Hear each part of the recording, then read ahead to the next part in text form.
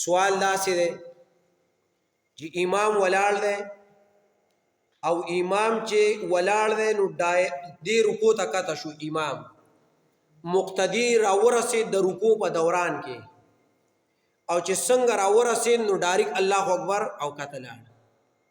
ځکه مولوی صاحب په رکوع کې دی امام په رکوع کې دی دی وی چې رکوع ورسوم چې رکعت مې وشي نو پرونی سوال داسې دی چې آیا چې دی راغی او ډایرک الله اکبر وکړو وخت اعلاس کو په نامل اسیا یخي دی یا نه دی یخي خو چې څنګه الله اکبر وکړو الله اکبر هم سنیم په رکوع کې ورسو نیم بره او ډایرک ورسید نو آیا دا رکعت کاون کیږي پاغه مونږ کې کنه یعنی دا رکعت په وشي او کبهونش سوال داسې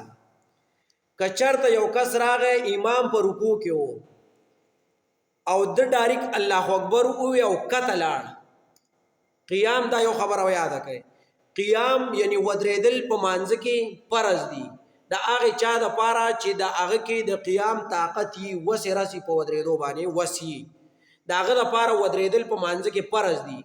کچرته مقتدی راغی او امام رکوع له تله دی او د ډایرک الله اکبر وکړو او ډایرک به ورغی لکه دومره ونه درې چې قیام پکې شمار کړل شي نو ګوره دا د دنه پرس پاتې شو مونږی فاسد دی ګوره مونږی باطل له مونږی نه کیږي پسې د څه هم نه راوړي هو مونږ به قیام ست وایو دا مقتدی راغی امام په رکوع کې دی یا نه دی هر څنګه چې دی مقتدی راغی الله اکبر وی په ولاړه باندې پنیغ باندې وجود ټول نیغ دی په ولاړه باندې الله اکبر وی نو دا دې چې په نامه لاس کې دي کنه نو دا دلالت په دی باندې کوي چې د قیام ورسو دا په نامه چې لاس کې دي وز که چرته یو مقتدی راغی او الله اکبر یو کو او یو خاص سات ودرې لکه سکند یا 2 سکند او په نامه لاس کې نه خودو او کته لاړ نو به چې دینو سو شي قیام به وشي خدا په نامه لاس کې خود دې ته پاره دي چې دا بده ته پته ولګي چې او ما قیام سو کو و مې کو نو ته به دا رکعات پس کې شمار شي په مونږ کې شمار شي او کنه دې را ورسید او ډایرک الله اکبر او د الله اکبر نیم په رکوع کې ورسونیم په ولاړه نو ګوره دغه رکعت نه دی شوی دا رکعت پکې دغه رکعت نه تللی دی او که چرته دا رکعت ونه کو نو مونږ فاسد دی باطل دی دوباره به مونږ راګرځي اوس د دې سره یو بل خبره یاد کا چې تا قیام وکړو قیام دی وکړو او ورسېدې خو مولوي صاحب په رکوع کې دی مولوي صاحب په رکوع کې ورساو وس دا رکوع کې څومره اشاره دل پکار دي چې ستا به دا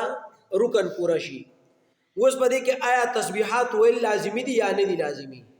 نو که یو سړی راغی امام په رکوع باندې او دې دومره رکوع ته راورسېد چې امام لا په رکوع کې دی ګوره ښه امام لا په رکوع کې دی ملایکته ده او د خپل ملا او سر د یو بل سره اوار کړی یعنی رکوع شکل جوړ کو چې دې نور کله نارمل څنګه مونږ کوي دا هغه مشان شکل جوړ کو په رکوع کې اگر که تسبیحات نه دی ویل دا رکوع په دغه په دغه رکعات کې شمار شي دا رکعات پر دوشي تسبیحات ویل سدي دا سنت دي او دا نور ارکان چې دی قیام رکوع سجده و غیره دا فرض دي نو زمونږ په قیام او په رکوع کې خبره ده نو رکوع صدا فرض ده خو چې امام چې تر ورسېدي او امام نه سر اوچتاو امام سر اوچتاو لګیاره او تا ته پته ولګي چې امام سر راوچتي او تا وی چې نه ما هم لا سره واره کړه رکعات دي نه دی شوی چې امام نه سر راوچت کړه ته پکې یو زر پیری چې سبحان ربي العظیم وای خو رکعات دي نه دی شوی الله غیر مستا رکعات د دغه کې سره شماريږي رکوع به شماريږي چې امام دې کته سر په رکوع کې ورساو چې امام را نصر راوچت کړه غره بیا دې سن رکوع نه شي بیا برکات دوباره کوي یعنی اخر ته به رکعات راسي یعنی ستانه دا شوی دی دا رکعت دوباره به په اخر کې کوي بل سوال دی چې یو سړی سفر لوته سفر مونږ د سٹارټ شو دا پرونی سوال نه سفر مونږ د سٹارټ شو لکه دې نه دی وس کوي پیښور ته زی پیښور نه پکاته زیار زیته چیزی و سفرانه مونږ دی دې چې وسوته نو په سفر کې په دمانه د ماسپهین مونږ راغی چې د ماسپهین مونږ په راغی نو حادثه مخه تراله یا گاډه ودریدو نه دی په سفر کې د ماسپهین مونږ ته قضا شو د ماسپهین مونږ ته په سفر کې قضا شو وس دې چې الته ورسېدو نو د مازیګر بانګونه ویل ټیم داخل شوی د مازیګر ټیم داخل شوی نو وس دې چې دا مونږ کې نو دا به پوره کوي او کنه د سفرانه مونږ وکړي نو جواب دا سیده چې په سفر کې بتا باندې کوم مونږ راغی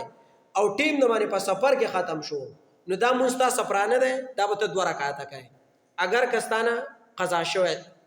شوی دی خو څو رکعاته وي 2 رکعاته وي اوس د هغې سره ریلیټډ دا خبره کړې ده چې آیا ما د مازدیګر مونځ کاوه نو زما نه د مازدیګر مونځ شوی دی او عامه مشهوره دا ده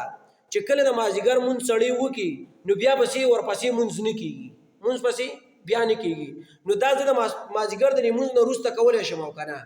نو دا یو خبره د ځان سره نوټ کړئ چې د سار د اذان نه وروسته